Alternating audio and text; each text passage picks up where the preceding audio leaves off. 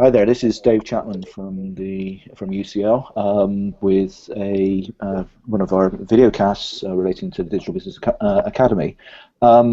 There's been a bit of a gap over Christmas while we've been working out how best to try to make use of this tool. Today we're going to try something a bit different in that we've brought a number of speakers in.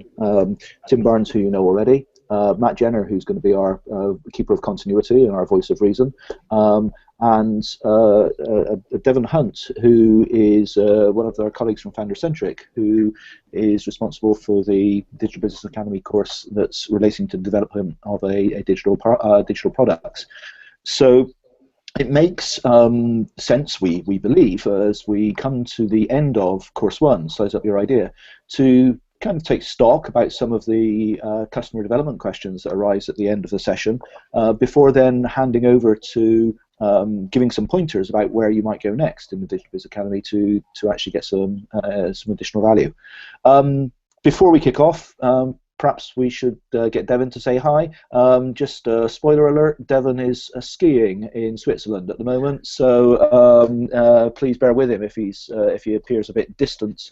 He is really engaged and fully on board here. Devon, say hi. Hello everyone, good to speak with you. I'm looking forward to looking at your questions and problems. As you know, I'm the guy who developed and presented the Develop and Manage a Digital Product course, and we'll talk a little bit more about what that is later. It's actually a great place to go to after you start to discover where your customers are and what you might want to build for them. So,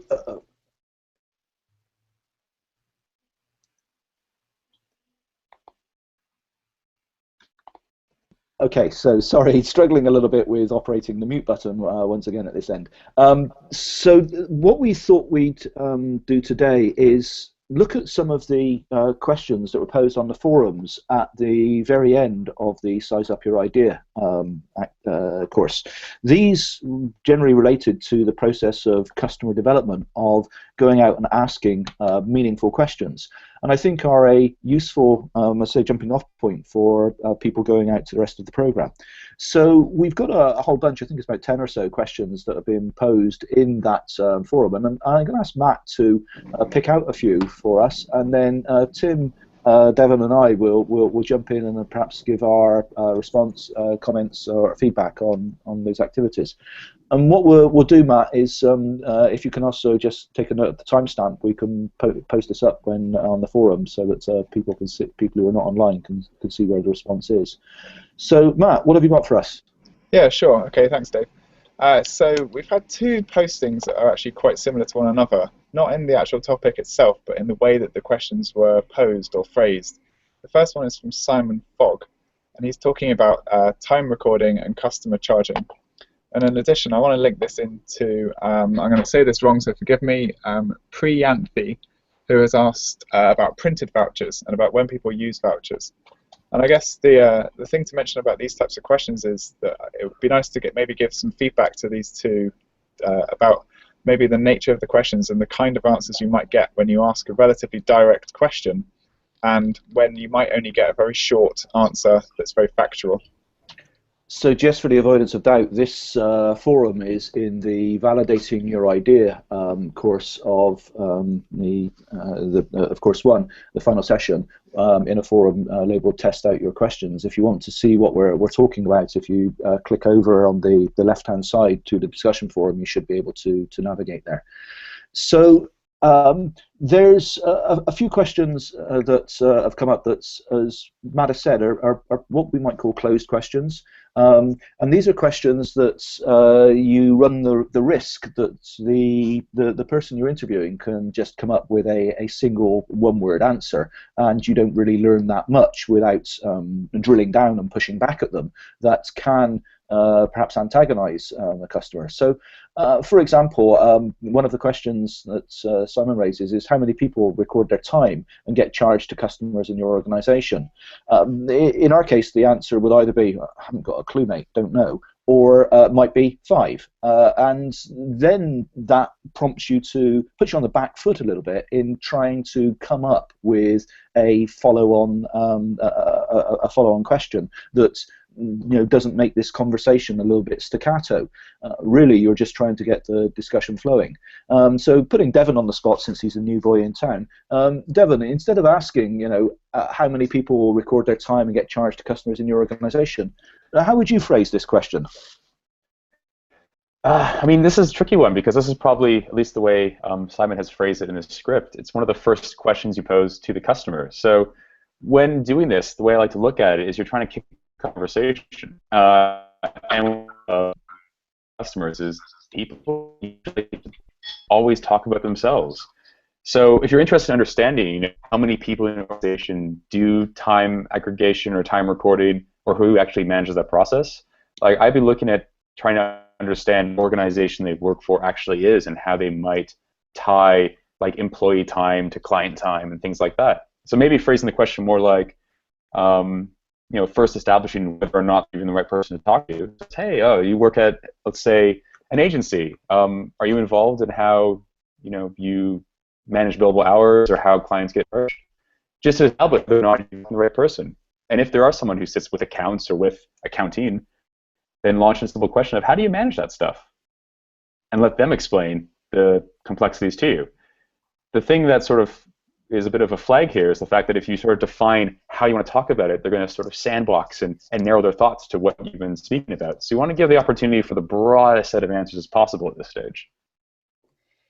So I think the secret here is that we're trying to not really state that there is a problem with recording time and getting charged to customers, but get the customer themselves to expose that information to us. So this is our assumption that this is a problem. If we pose it in this way, how big a problem is it? Then they may come back with something that is not particularly useful. Whereas if we are able to get them to articulate their view of the problem, then we're going to learn something new. Learning that 5 people have a problem with this doesn't really give us a magnitude of the intensity of the customer pain or the customer problem. It simply gives us some accounting details. And I think that is an issue about how do we have prompts that get the questions, the discussion to flow, rather than staccato. I ask a question, you make a response. I ask a next question, you make a response. Tim, anything from you? No, I'd agree with everything you just said, Dave, and perhaps just underline a more general point, which is in these kind of environments where you're providing a service like consultancy in any of its forms, customers aren't evil, and they're not the enemy, and they're not there for you to try and totally screw down. You can go and have a conversation with them and say, what seems reasonable in the context of what you're doing, and actually, I was thinking about doing this as a day rate. Would a flat fee help you? Would a fixed price job help you, and so on? And people, in professional environments, actually respond to that pretty well. They'll say, this might not be what we can do now, or we do this in the future, and you develop a relationship through those kind of conversations. And just because that's what you charged the first customer doesn't mean that's what you have to charge customers in the future. So if you do get it wrong and you've underpriced, that can always have been because you were new and young, and it's explainable as part of the narrative of developing a business. But the critical thing is talk to customers. They won't, by and large, refuse to pay what a decent piece of work is worth. So our colleagues at Founder-Centric wouldn't be happy if we let this opportunity to do a puff piece for Rob Fitzpatrick's book, the Mom Test here. Rob has kindly made this available to people on the Digital Business Academy as a download, or you can actually purchase it online. And so if you just search in the Academy for the Mom Test, or just Google online the Mom Test, I think that this hopefully gives a framework for asking questions that are perhaps going to not yield, they're not going to be closed questions that are going to yield more rich responses. Matt, you say that there's a similar issue in the context of another post here. There is, yeah, thanks. So Sunil is asking about cooking with leftovers. This is in the same forum. And I guess I wondered whether I could put you on the spot a bit, one of you, and he's asked 5 questions, or 6, around the idea of cooking with leftovers. But again, they're direct questions. So, for example, how do you solve the problem of cooking with leftovers? Where do you go to get ideas for what to cook? How would you rate the value of the sources? What do you do with leftovers? What do you do with odd items of food going out of date? He's asking, again, very specific questions, and I don't know if you've seen these or if just me reading them out to you is enough. But I wondered whether one of the 3, Dave, Devin, or Tim, could perhaps suggest a question that's maybe a bit more leading into a conversation for Sunil to have with a potential customer, so he can ask direct questions, but then also get a conversation going, so that he can perhaps uncover something a customer would say, or a potential customer would say, that he hadn't asked directly. So therefore, gaining further insight. Yeah. So I think, you know, in the Sunil's case here, I think he's starting off with a question that's specific and is rooted in the past. You know, when was the last time you were stuck with understanding what to cook, and how did you go on to solve that problem? So I think in that case there, this is a better start for a conversation. I think it's worth noting as well that this is not an interview script. We don't really want people to take this as, you know, I'm going to ask question 1, question 2, question 3, question 4. These have to be things where they're triggers to get the conversations to flow, with the encouragement to try to, you know, when the customer, you know, we want to get the customer speaking, and when the customer is speaking, we want to keep them speaking, because they will reveal things that perhaps we didn't know previously. So starting off with when's the last time you were stuck with what to cook? Well, again, I think that's not a bad starter. But just keeping the conversation going, you know, and what did you do about that? It's fine, and trying to keep it natural. So they're not questions we should just simply tick off as a list of things we have to ask. It's prompts for a conversation, and there are incredibly useful techniques just to get people to carry on talking. You know, nodding positively and throwing in a few and you know, the odd raised eyebrow. Really, and why was that? Is a way to keep the conversation going.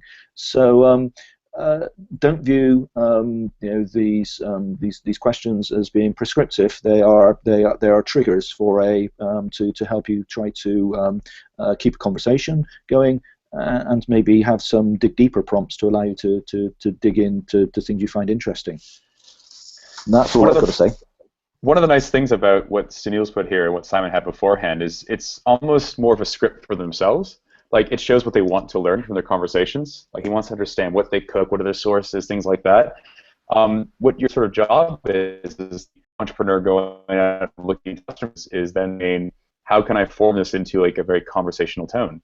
Like a simple question. The first question, just made a little more casual, can become quite a powerful prompt. So it's not so much when you were last stuck to cook. It's just, hey, do you ever cook for yourself? And people will probably start very happily speaking about what they cooked recently, and you can edge them on. And while you're doing that, you keep in mind, you know, the types of things they cook. Do they have leftovers? Do they reuse leftovers? Are they the kind of guy who leaves the bowl to get old and then throw them away? And you want to sort of like a bingo sheet, kind of like fill out every single bit of information you want, but in a very casual talk. So like what they're looking for in these questions seems quite relevant. It's just a matter of how do you then convert those into a little toolkit of casual prompts to throw out there to people. But it's not just a question of being casual in the sense of eliciting opinions and views. What Devin did there when he was talking about, you know, casual was to open the question up. So it didn't assume that the thing you were going to do was cook with leftovers. It's just, what do you cook for yourself, and where does that go? And it's the ability to try and make sure that you're not leading the interviewee to a particular set of answers that actually reinforce the conclusions you'd already come to. So firstly, you're trying to keep something that's honest. You're trying to ensure that people come back with answers that that are what they really think, and not what your words or the ideas you're almost half putting in their minds.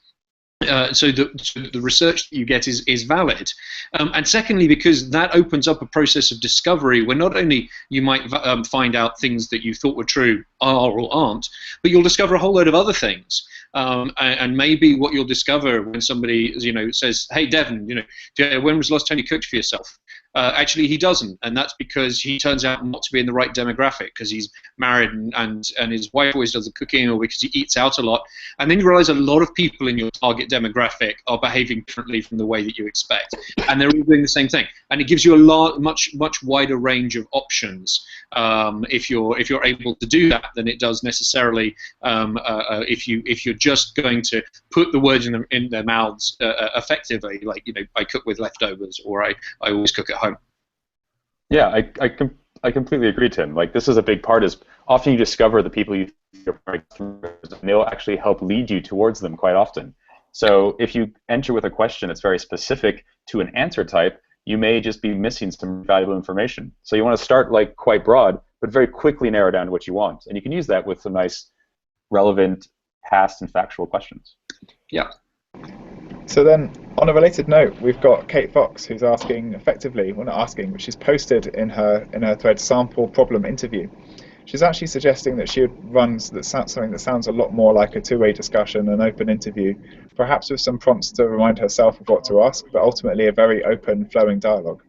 Does that sound like a good idea, or does that sound like a bad idea, or are there caveats that she should note if that's an approach to take?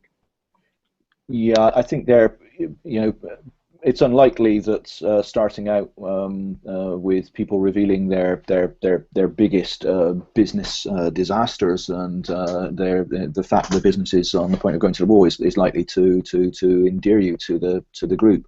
So I think again we really want to establish that the problem, we want to keep it focused on the problem we have in mind, and actually try to find a situation that the business sets it in. So getting the conversation going, the example about cooking, hey, how often do you cook for yourself? That type of discussion we had previously is a good opener, because it brings it onto the topic under conversation. An open about, how's the business going? Normally we'll get a response, it's fine. Why are you asking? Go away. And so, and again, opening them, what challenges are you facing at the moment is perhaps too generic. I think we need to have get the balance right between generic kind of warm-up questions, but those that still relate to the confirmation, the hypothesis you have about the nature of the problem you're solving. You need to have that in mind, so it does keep some focus. So in the last example, sort of combining the food example of a moment ago with what Dave's just been saying, you might start with a framing question or a framing statement that simply says, I'd like to have a conversation about cooking, where you eat, and what you normally do in the evening. Is that okay? What do you think about that? And it starts with it checks off that it just develops and narrows the frame of reference sufficiently that you're able to keep things that are relevant, but it doesn't open up the world, and it enables you to go, great. Well, that's actually the bit that I want to drill into a bit more. Actually, tell me a bit more about that when you start talking about what you're doing at home or whatever else it might be. And you pick things up in a much more conversational style. But as Devon was talking about earlier, you try and note down all the other things that people are saying on the way, which may turn out after the event to be the bits that are really interesting. What you start to pick out, if you get this right, in these sorts of conversations and this kind of research, is things and patterns that you didn't know were going to be interesting. And perhaps it's not quite the same thing as this sort of this technique of the long interview, as it's known, that we've been discussing. But perhaps the most famous is the research work that was done in the 1980s for a heart disease drug, which was being tested in Ireland by the drugs firm Pfizer. and they had a series of experiences where the doctors that were prescribing the medication would conduct interviews with the people who were taking that particular drug on a regular basis. And one of the things that they noticed was not, does your heart feel better, and questions like that, which is what the drug was for. They were asking very general questions about people's health and well-being. And they also collected the data of the gender of the people who were participating, their age, and so on. And what they said at the end was a general, okay, are you happy if we come off this drug now, and so on, and discovered that men past middle age didn't want to come off this drug, but nobody would tell them why. And it turned out that this drug was Viagra, and it had been developed for an entirely different purpose, and the middle-aged men didn't want to come off it for the purpose for which that was eventually prescribed, made available and prescribed as a drug, which was it had other effects in addition to helping blood flow in the heart. And it came from the ability to collect information and interview people with an open-ended set of expectations, not narrowing it down to simply how much better does your heart feel, that enabled people to spot patterns, learn things, and realize there was a whole different market out there for the product that they had. So Cool. if I could pick up on that, there's Improved Learning via the Web has from David Black, is effectively asking about people's use of the web, and he's obviously thinking, maybe he's quite technically focused, I'm not sure. But he's asking 3 core questions with then lots of follow-up questions hidden inside.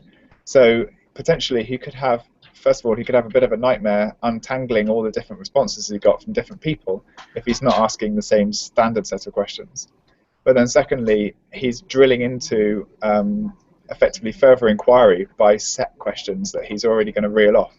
Is that a good idea or is that a bad idea? I mean, is there anything to be aware of when you're doing this kind of approach with interviewing or asking people questions in this area? In my view, these dig deeper questions are things you have in, ready to go. These are prompts to help people when it is going in a promising direction. But I think the key to actually making sense of your customer interviews is really to sit down immediately after the customer interview and make sure that you've captured in writing the key findings. I mean, we're all guilty of this. We have really fantastic conversations with customers and then go and get on the tube and get overwhelmed with emails from Tim wanting me to do other things that I don't want to do, and the whole to pick a completely random example out of the air of something that would never happen. Sorry, I just thought this one of our hangouts wouldn't be any good without a little bit of bickering. So I think that making sure that you capture and document, the key findings, yes, the validation of the things that you suspected, but also, those insights that were new or surprising. Immediately after the event, just take time out to go and do that. Go to a coffee shop and sit down and actually do it. Now, I've not been as good and as disciplined as Rob Fitzpatrick and indeed the Founder-Centric team in terms of some of the graphic notes that they recommend for this. I think it's really cool. It's just not entirely my style. But this notion as you're going through, you're using icons or emoticons to actually capture key points as you go through about the customer being confused or customer being passionate, all those things about the emotion that the customer is putting into their response. Because if you find something that they feel that they respond to passionately, this is likely to be maybe a problem that's worth drilling into a little bit more. If they and so capturing that sentiment as well as the actual response is something that I think needs practice. My way is to just document immediately after a customer interview, but again, maybe it's worth looking at some of the graphic note taking.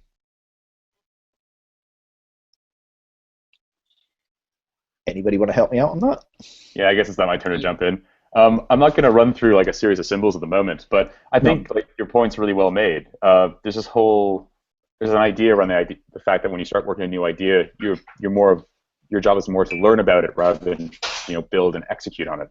And in that sense, you can sort of think of yourself more as a researcher stages. You have a concept, you have like an idea of who customers are. Your job is to go and make sure that's real, and it's not just you making stuff up that feels quite good. So yeah, some people keep a little notebook with them, and they keep notes in them. And after the conversation, it can take 3 or 4 sentences to capture something interesting. And in essence, often, I mean, depending on the type of company or product you're working on, your insights might just be a simple little size of market, or it could be this person doesn't actually buy these goods, or if you're doing big enterprise stuff, it could be I now know how much they could spend on a solution. And just keeping that note down so you have it for later is paramount. Imagine you had to go back to a team of developers or marketers or your partners and explain what you just learned. You want to be able to give them that knowledge accurately. So yeah, capturing this stuff is quite important. And I think there's this horrible academic term about cognitive bias that you want to get over. That essentially in conversations, and you'll see this everywhere. People, hear what they want to hear. They take what they want to take from the conversation. They're looking for validation all the time, and will take even the slightest sign that somebody is agreeing or appears to be agreeing with a statement or with a hypothesis as absolute confirmation that this problem really, really does exist. And so to some extent you are your own worst enemy, I think, in this. You're passionate about your idea, you believe that you can actually make a difference, but at this point we're not selling to people. We don't want to be selling, we want to be listening, we want to be testing, and we've got to get over our own cognitive biases that will just hear the things we want to hear from every conversation. And I think that's something that we all struggle with in every aspect of life, but particularly in customer interviews. Yeah. Matt, do we have any other that you want to bring from that list? I don't want to address it directly, but I wanted to make a vague comment, which is that the discussions, as ever, there's many of them kind of all over the place. But in this particular forum, in the validating your idea, testing out your questions space, it's really a very good opportunity for people in the Insight of Your Idea on Digital Business Academy to perhaps look at one another's and to post answers to the questions that are being posed. Now, if you just put your questions up there and nobody responds, that's a good exercise for you to write an idea down and to test your questions by looking at them. However, there's nothing quite like road testing them, and we have a fairly interesting, varied and mixed community on the Digital Business Academy. So a kind of take-home is anyone who's watching this should go and have a look in that forum, perhaps respond to some of the questions posed, maybe even try and suggest a new question if they think it's relevant. And to obviously, I'm always keen to try and encourage the discussion on there, because there's so many people that feel that there's a lot of potential value in those people interacting with one another. And naturally, we see all of these things, and we can provide insight and responses, and we can contribute where we feel that we would be able to add some value as well. So more of a closing statement on that as an activity rather than picking up on any more, because there are some more remaining in there. And I just want to build on that, Matt, that the Digital Business Academy is still running under the beta flag, and this is something where getting the discussion threads, the forum, the community working even more effectively is something that is right front and center in terms of our thoughts about building out the program beyond the courses we already have and making linkages and connections across those courses. So again, we're really open to your ideas, comments, and feedback on, hey, why don't you try this, or this would be useful. And I think we'll flag up perhaps a little bit more clearly to you all just where those nice to haves or would the must haves might be signaled more clearly to us. But at this point, I want to just jump over to say we've sort of had a lot of people go through this first course, Size Up Your Idea, which was our first experiment on this, and the question is, where do people go from here? So you'll be aware that there are 8 other courses on the academy, and the pathway from here depends on how far you've gone in terms of actually doing your customer development, and feel that you do have an idea that attacks a problem that's worth solving. So I'd like Devon in a minute just to say something about his module, which is more about actually building out the product. So how do we develop some of the capabilities to actually deliver the value proposition, and how do we test that in a useful and meaningful way, the kind of left-hand side of the business model canvas. And also draw your attention to the fact that there is another regular set of hangouts going on from our colleagues at the Judge Business School, talking about the marketing, developing a marketing plan with Jaideep. So again, there's quite a lot of people kind of standing by, ready to help where they can, and welcome your thoughts, guidance, and inputs on how best to assist. But with that, Devon, maybe just a quick trailer. What would people get when they do your module on developing a digital product? Yeah, so develop and manage a digital product is all about taking what you've learned about your customers, the market you want to enter into, and your ideas, and how you start to distill that into not only like materials that allow you to research and experiment with what that product could be, but how you also get a team involved to build that product. It's actually a great module to follow on from, because you'll be looking a lot at how you take the customer knowledge you got from the field and turn that into resources so an internal team can start to build solutions for them. That's covered all inside the product vision section of that. So once you start to think about solutions or an app or an idea or a business service that you want to start to create, this is the module to jump into. It'll take around 2 to 4 weeks to complete and quickly do the exercises. And it's very practical in the lines of wireframing, drawing user personas, and even how you test those with actual customers. So I think this is, if you feel that your customer development has given you a promising lead, then I would encourage this as being a way to try to develop some materials, what's the word I'm looking for? Anyway, some materials that actually help you bring the idea to life. Yeah, and one of the things about this module, as with many things in a Digital Business Academy, it's about iteration. So a lot of the workshops and things you can do to solidify these ideas can be done in hours, if maybe days. So you can do many of them.